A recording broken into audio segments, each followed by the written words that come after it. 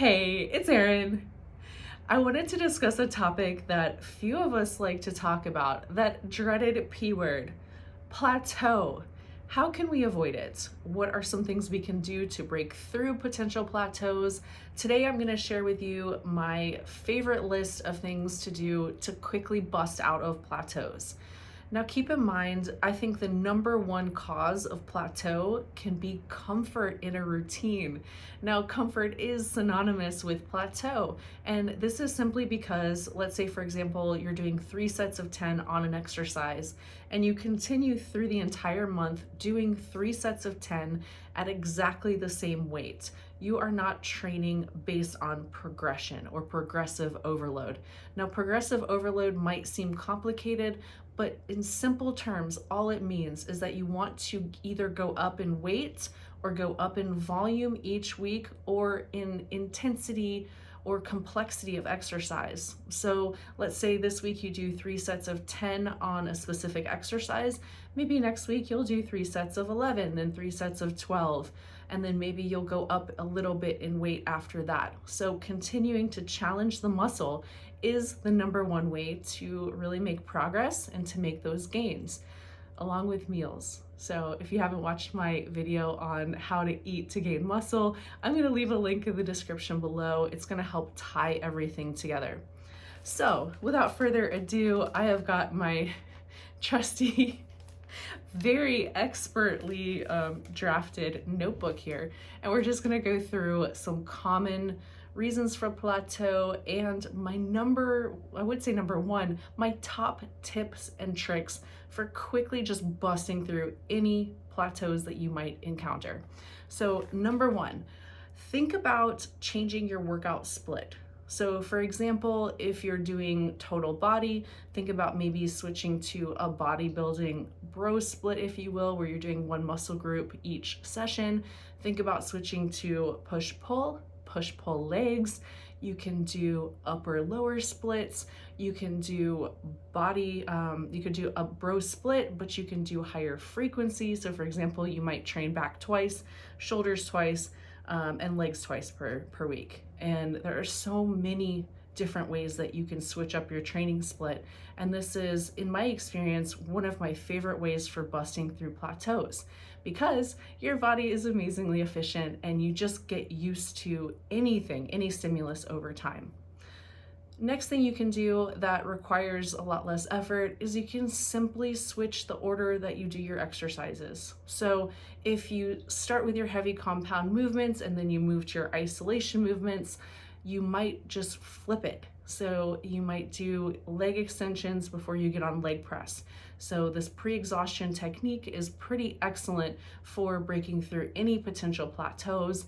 And keep in mind that if you're doing pre-exhaustion or if you're training isolation exercises before compound movements, you are not going to be able to go as heavy. So this is a strategy that I would recommend using perhaps for a week or two, and then going back to your current routine or a new routine altogether. Just something to absolutely mix things up.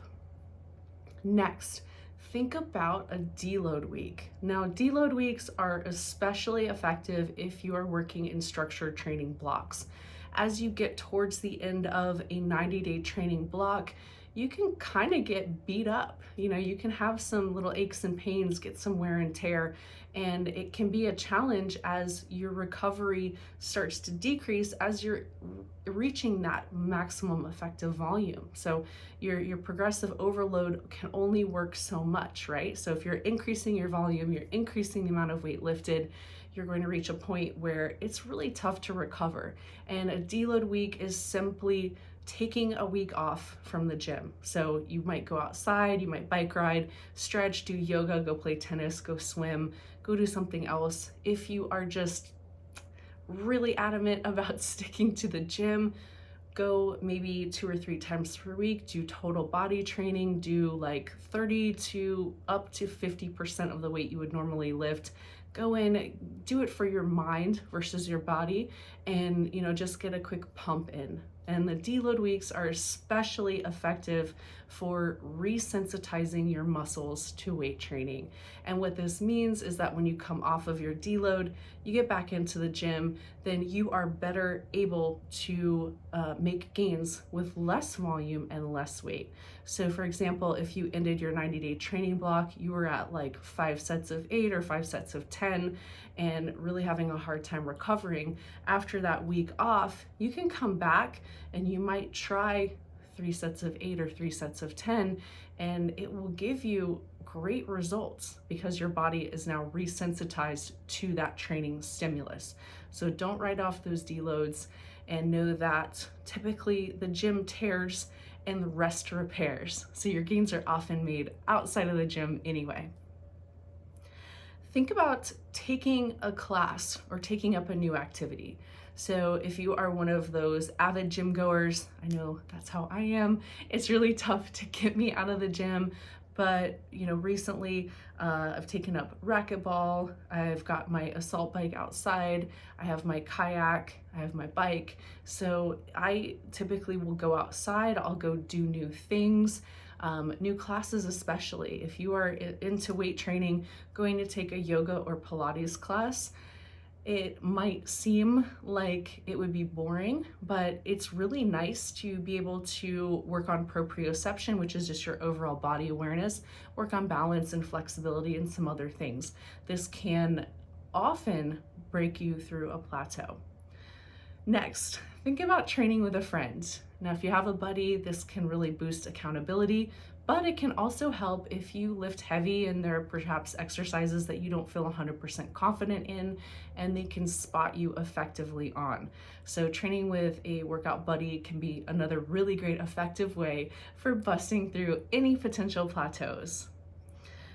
Get outside, go do circuits, go do something crazy outside. So for example, they have Vita courses everywhere, and I love just going and kind of jogging around, doing some pull-ups, doing like the pole hop where you're jumping over. It's got like a bar that's increasing in height. So you can test your vertical leap, you can go do dips, you can do abs.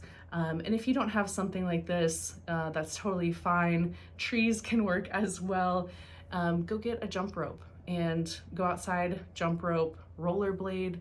But typically these body weight circuits, even doing a Tabata outside can be a great way to break through plateaus. You just take a week and go do that.